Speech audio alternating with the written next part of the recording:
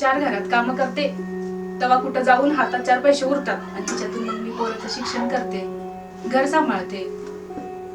तरी पैसे कमी पडतातच ना.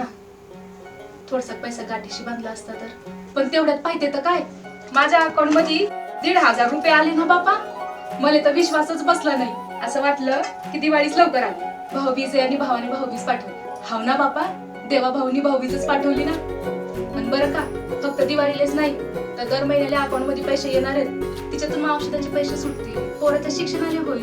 ठरलं तर मग महाराष्ट्राच्या भाऊंना आपण सर्व शगुन म्हणून मतदान करायलाच पाहिजे ना बापा. आता आपले देवाभाऊ मोदीजी यांची लखपती दीदी योजना घेऊन आले आहेत.